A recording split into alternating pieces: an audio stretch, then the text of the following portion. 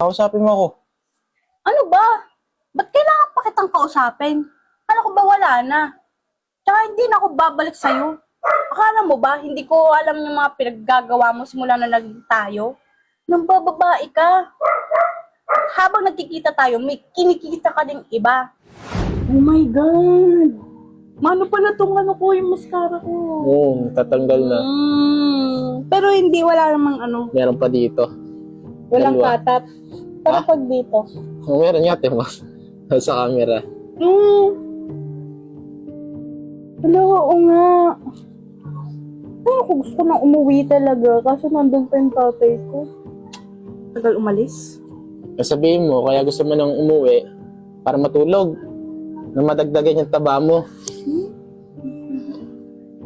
Talaga eh. Kayla. Sama mo naman akong tumambay doon. Usap na rin tayo. Saka, matagal ko na rin itong gustong sabihin at pinaplano. Ano naman yan? At dayo ko na naman doon. Ba't aya ka na naman ng aya ng tambay? Tsaka, kung nonsense lang yan at walang kakwenta-kwenta, huwag mo na lang sabihin at ako'y naiinis lang. Ang OA naman na ito. Saka, hindi lang naman yung basta o nonsense. May halaga din yun. Kahit pa sabihin natin magkaibigan tayo, naku, rinding-rinding na ako sa boses mo eh. Tsaka, huwag mo na sabihin yan at mainis lang talaga ako. Naiirita ako sa mga boss mo yan. Tsaka, hoy, di ba may babae ka? Dami-dami mong babae. Bakit di ka doon magsabi? Wala. Tara na nga doon. Nanggigigil na naman ako sa kapitan mo. Ang kapal ng make-up mo.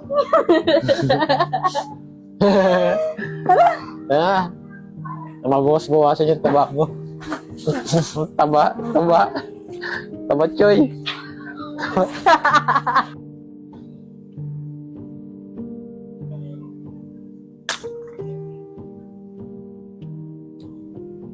O ano, tameme na lang ba tayo dito?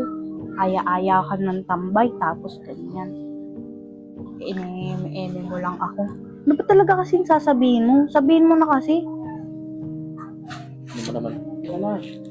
Ano kasi may kausap yung tao? Ako to para naman mag-ano. Ay, hindi. Ito pala. Sabihin ko na sa'yo. Gusto ko kasi na lumabas tayo yung mag-date.